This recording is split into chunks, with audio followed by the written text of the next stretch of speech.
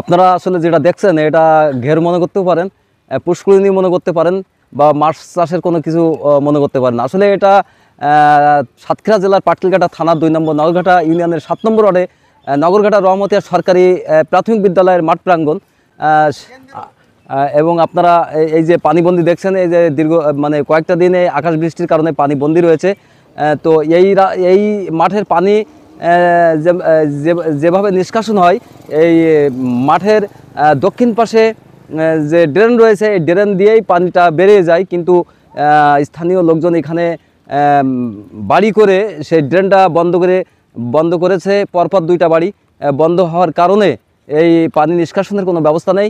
আর এই মাঠের পূর্ব পাশে, এই রাস্তার অপোজিটে পূর্ব পাশে ডাঙ্গা ঘের হওয়ার কারণে পানি একেবারে বন্ধ হয়েছে। তো রাস্তার উত্তর পাশেও একটি কালভার্ট রয়েছে, কিন্তু সেখানতেও যাওয়ার কোনো সুযোগ নেই, কারণ বেঁধে দেওয়া হয়েছে এবং অপোজিটে ঘের রয়েছে। এই ঘেরের কারণে আর বেঁধে দেওয়ার কারণে কালভার্টটাও পানি নিষ্কাশনে কোনো কার্যক্রম ব্যাহত হচ্ছে, একেবারে বন্ধ রয়েছে। সুপ্রিয় দর্শক, আসলে সরকারি প্রাথমিক বিদ্যালয় মাঠে এখানে ছোট ছোট বাচ্চারা এখানে পড়াশোনা করে, প্রতিনিয়ত এখানে স্কুলে আসা যাওয়া করে, কিন্তু এই পানিবন্দী থাকার কারণে অনেক ভোগান্তি পেতে হচ্ছে এবং ভিজে এই পানি পার হয়ে স্কুলে পড়াশোনায় লিপ্ত হচ্ছে।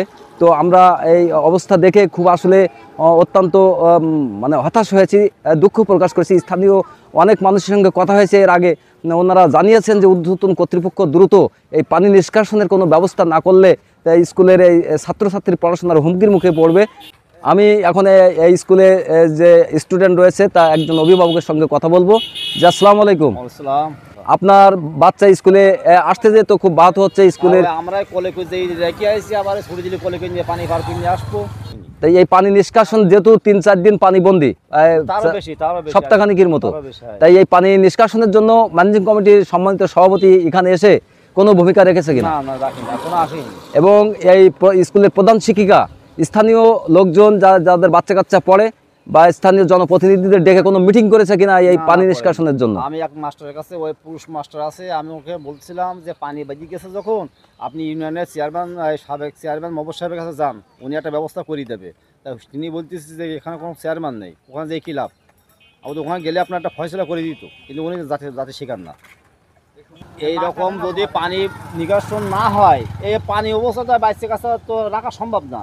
বাচ্চা কাছে 10 সময় স্কুলে থাকবো, 10 সময় আমি এখানে গাড়ি থাকতে ছুটি দিলে আবার পার্কে নিয়ে এসতে হবে। তো এরকম যদি একটা নিষ্কাশন কোনো একটা ব্যবস্থা না হয়, তাহলে ছেলেপিলে আর স্কুলে পানির দরকার নেই, বাড়ি পড়াশুনো করুক। তো পানি কমিয়ে গেলে তারপর স্কুলে পড়াবো। আপনি এই সংশ্লিষ্ট ঊর্ধ্বতন কর্তৃপক্ষ ডিসি মহোদয় এবং ইউনো মহোদয়ের কাছে হস্তক্ষেপ কামনা করছেন কিনা? হ্যাঁ, কামনা করছি, এখন তো কামনা করছে, আমি না শুধু আমার গ্রাম পানি সবাই কামনা করছি, এর থেকে মুক্তি চাই আমরা।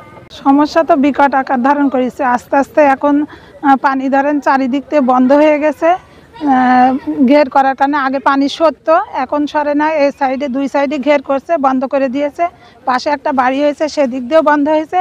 পাশে একটা কালভার্ট ছিল, সেটাও বন্ধ করে দিয়েছে, যার জন্য অভিভাবকরা বাচ্চাদের আসতে দিতে চাচ্ছে না। অনেক বাচ্চা প্রতিদিন আসতে যেও পড়ে যাচ্ছে, তাদের অসুবিধা, যার জন্য অভিভাবকরা আসতে দিতে চাচ্ছে না। তারপরেও আমরা চলার মতো যেটুক করা যায় বিকল্প একটু সাইডে ঘুরে আসতেছি। আমাদেরও অসুবিধা আছে, শুধু যে বাচ্চাদের তা না, আমাদেরও যাতায়াতের ব্যবস্থা অসুবিধা আছে।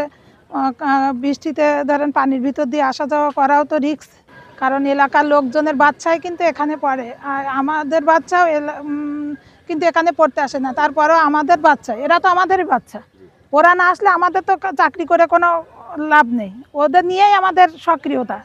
এখন এলাকার লোকজনের একটু উদ্যোগ নিক, এটাও আমি চাই। আমি উদ্যোগন কর্তৃপক্ষকে জানাবো, অবশ্যই অবহিত করব, সেই সাথে এলাকার লোকজনের একটু ব্যবস্থা নেয়, সেই সকলে সেই দৃষ্টি আকর্ষণ করছে। আমরা এত সময় কথা বলছিলাম রহমতিয়া সরকারি প্রাথমিক বিদ্যালয়ের প্রধান শিক্ষিকা নীলুফার ইয়াসমিনের সঙ্গে।